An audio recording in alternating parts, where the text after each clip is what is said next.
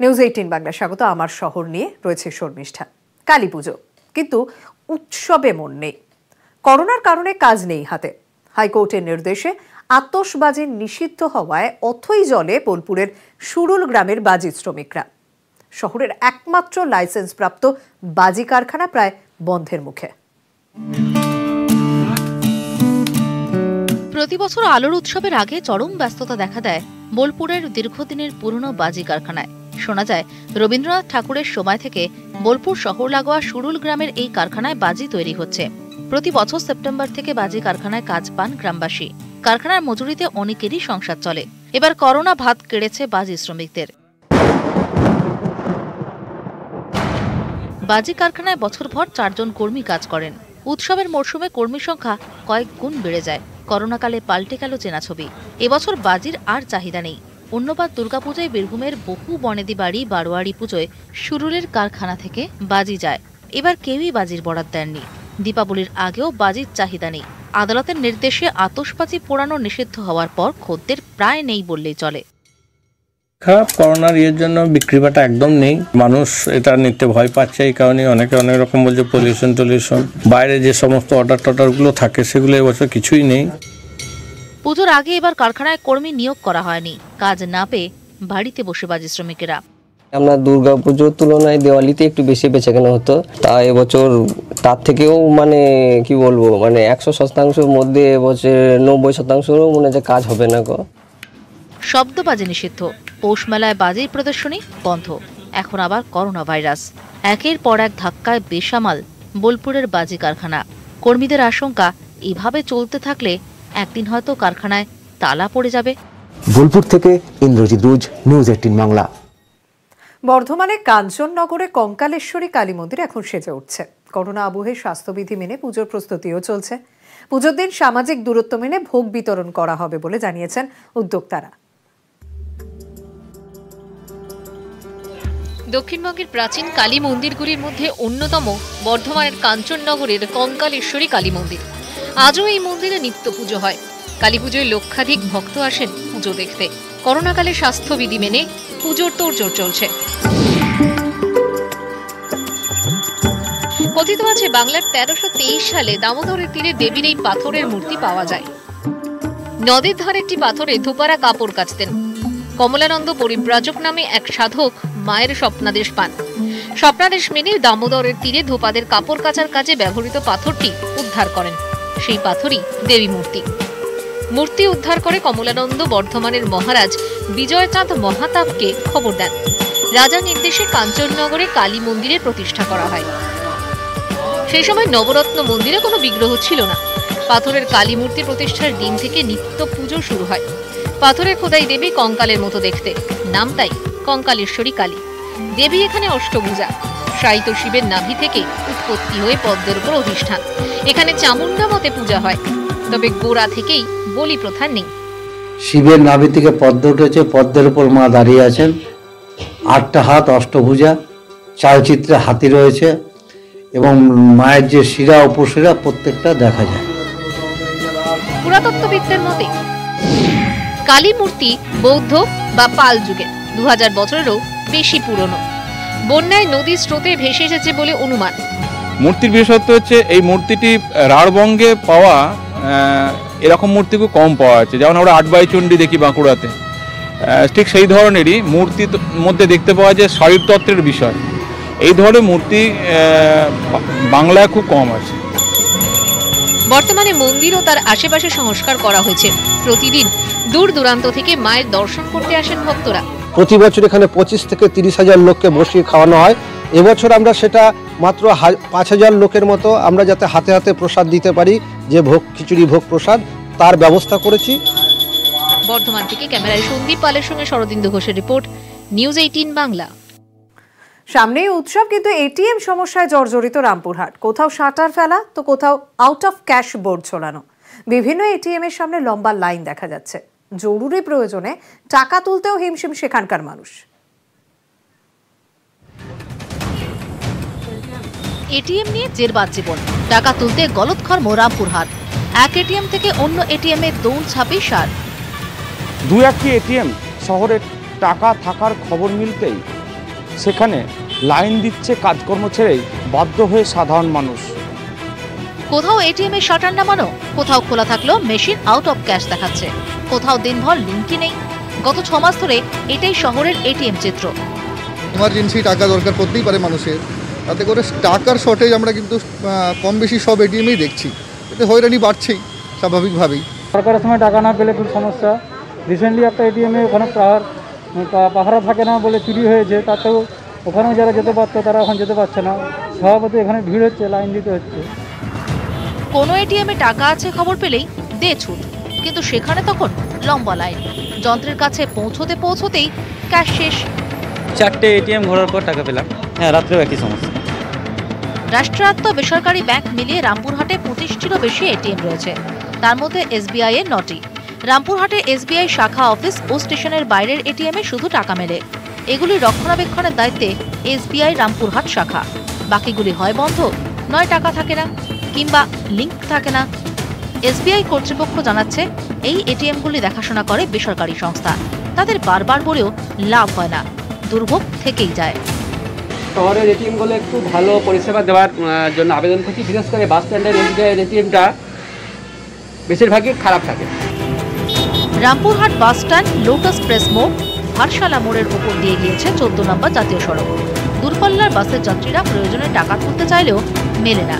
সব মিলিয়ে এটিএম যন্ত্রণায় কাবু রামপুরহাট। রামপুরহাট থেকে অক্ষয় দিবস, নিউজ 18 বাংলা। নিউজ 18 বাংলা দেখানো হয়েছিল উলুবেড়িয়া শহর কিভাবে যানজটে জর্জরিত হয়ে রয়েছে।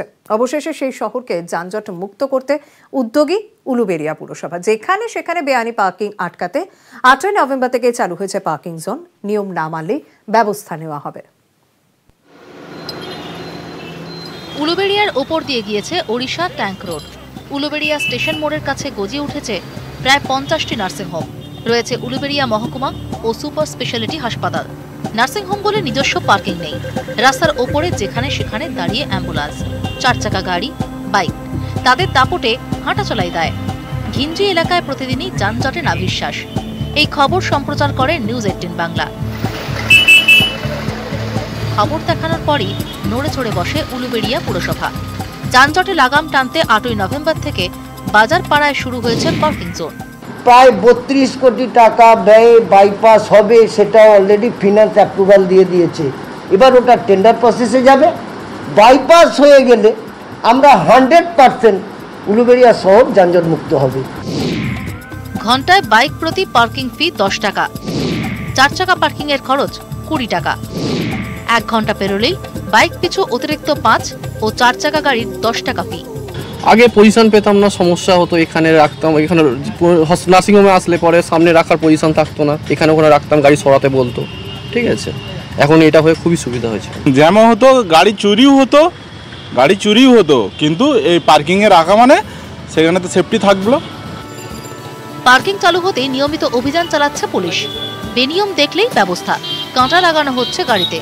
খুশি শহরবাসী, তবে অনেকেরই অভিযোগ পার্কিং ফি একটু বেশি। খুবই ভালো করেছে, কিন্তু ভাড়াটা বেশি নিচ্ছে। ঘন্টা 20 টাকা বেশি নিচ্ছে না, বলুন না।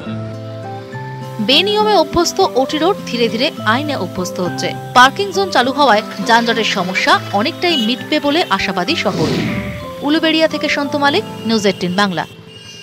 বাড়িতে রিজার্ভার আছে, কিন্তু সেখানে জল নেই। রাস্তায় পুরসভার কল আছে বটে, কিন্তু সারাদিনে মাত্র 3 ঘন্টা জল থাকে, তাও আবার সরু হয়ে জল পড়ে। মধ্যম গ্রামে 6টি ওয়ার্ড জল সংকটে জেরবার। বারাসত, নিউ বারাকপুর এবং মধ্যম গ্রাম এলাকায় পানীয় জলের সমস্যা মেটাতে প্লান্ট তৈরি হয়। উদ্বোধন হয় 2016 সালের ফেব্রুয়ারিতে। তারপর 4 বছর কেটে গেছে। মধ্যম গ্রামের 6টি ওয়ার্ডের জলের সমস্যা আজও সমাধান হয়নি। মধ্যমগ্রাম পুরসভা 28টি ওয়ার্ডের মধ্যে 6টি ওয়ার্ডে পানীয় জলের সমস্যা সব থেকে বেশি। স্থানীয় বাসিন্দাদের অভিযোগ 24 ঘন্টার মধ্যে কলে জল থাকে মাত্র 3 ঘন্টা। পাইপ এত বড় বড় সব পাইপ লাগাতে হচ্ছে, লাগিয়ে মুখ দিয়ে টেনে টেনে জল আনছি, যেই একটু পাইপ উঁচু করছি অমনি জল চলে যাচ্ছে। খুব প্রবলেম জলের, সবার একই সমস্যা এখানে।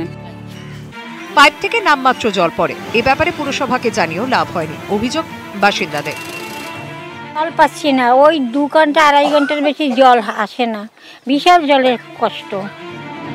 কি বলছেন বিদায়ী কাউন্সিলর? যে পরিকল্পনা করে 28টা ওয়ার্ডে 24 ঘন্টা জল দেওয়ার যে পরিকল্পনা, পূর্বতন পঞ্চায়েত, বামফ্রন্ট পৌর বোর্ড, তার পরবর্তী পৌর বোর্ড যে বেস ম্যাপ তৈরি করে করা হয়েছিল, সেই বেস ম্যাপটাকে সব পুরো উল্টে দিয়ে যে নতুন করে যে লাইনগুলি বসেছে, যার ফলে হচ্ছে যে 28টা ওয়ার্ডে জল দেয়, 6টা ওয়ার্ডে জল এখনো ঢোকেনি। বাকি ওয়ার্ডগুলিতে যে লাইনটা বসেছে, কিন্তু সব জায়গাতে সব ওয়ার্ডে জল ঠিকমতো পরিষেবা দিতে পারছে না। পুর প্রশাসকের দাবি 6টি ওভারের ট্যাঙ্ক বসানোর কাজ শেষের পথে। খুব শিগগিরই 24 ঘন্টা জল পাবেন বাসিন্দারা। একটু প্রবলেম হচ্ছে, আরও অতিরিক্ত আমাদের 6টা নতুন ওভারের ট্যাঙ্ক হচ্ছে। আশা করি এই 6টা ওভারের ট্যাঙ্ক প্রায় শেষ পর্যায়ে। আশা করি আমাদের জলের আগামী দিনে এরকম কোনো সমস্যা থাকবে না বলে আমরা মনে করছি। পানীয় জলের সংকট থেকে কবে মুক্তি মিলবে? জলের আশায় চাতক পাখির মতো অপেক্ষায় মধ্যম গ্রামের মানুষ। মধ্যম গ্রাম থেকে অরুণ ঘোষ, নিউজ 18 বাংলা। একসময় জঞ্জালের স্তূপ, এখন স্বপ্নবীথি। ভাগাড়ের জায়গায় সবুজে মাখামাখি পার্ক, গঙ্গার ধারে এক টুকরো ফুসফুস। নৈহাটি পুরসভার উদ্যোগে খুশি শহরের মানুষ। গঙ্গার ধারে 3.5 একর জায়গা জুড়ে সবুজের সাম্রাজ্য, স্বপ্নবীথি। ব্যস্ত রোজনামচার মাঝে নৈহাটির হাফ ফেলার ফুরসত। অথচ কয়েক বছর আগেও দুর্গন্ধে নৈহাটি স্টেশন সংলগ্ন এই এলাকার ধার কাছ দিয়ে যেতে চাইতেন না কেউই। এটা ছিল একটা অঘোষিত ভাগাড়। এমনকি পুরসভার সব রকম বর্জ্য পদার্থ পড়তো এখানে। গঙ্গা দূষণ নিয়ে প্রশ্ন ওঠে। দূষণ রোধে উদ্যোগী হয় পুরসভা। কয়েক কোটি টাকা খরচ করে ভাগাড়ের উপরই তৈরি হয় পার্ক। তারপর কেটে গেছে অনেকগুলো বছর। আগের থেকে অনেক খুব সুন্দর পরিবেশ আগের থেকে তৈরি হয়েছে এখানে। খুবই ভালো মতো এটা মেনটেন্স হচ্ছে এখন। প্রাতঃভ্রমণে হোক বা সান্ধ্য মজলিস, আড্ডা থেকে শিশুদের বিনোদন, বিশাল অ্যাকোয়ারিয়াম, নানান ধরনের পাখি, খরগোশ, সব আয়োজনে পূর্ণ স্বপ্নবীথি। টিকিট 10 টাকা। মিউনিসিপ্যালিটির তত্ত্বাবধানে পার্কটিকে একটি অতি উত্তম পরিবেশ তৈরি করা হয়েছে। প্রচুর যারা পার্কে বাচ্চা থেকে শুরু করে সবাই বয়স্ক সমস্তই আসে ঘুরতে। পার্ক রক্ষণাবেক্ষণের দায়িত্বে নৈহাটি পুরসভা।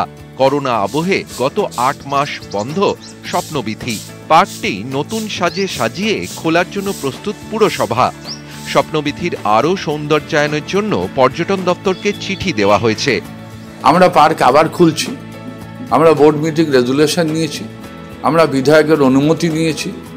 আমরা পার্কটা আরও সুন্দর করে তৈরি করব। আমাদের এখানে 2টো পার্ক আছে, একটা গলাপাড়া ঘাটের পার্ক আর একটা হচ্ছে স্বপ্নবীথি পার্ক। নিউ নর্মালে এখন পার্ক খোলার অপেক্ষায় নৈহাটির বাসিন্দারা। নৈহাটি থেকে অরুণ ঘোষ, নিউজ 18 বাংলা। রাজ্যে যখন লোকাল ট্রেন চলছে, তাহলে কেনই বা বাইরে থাকবে পাহাড়ি খেলনা গাড়ি?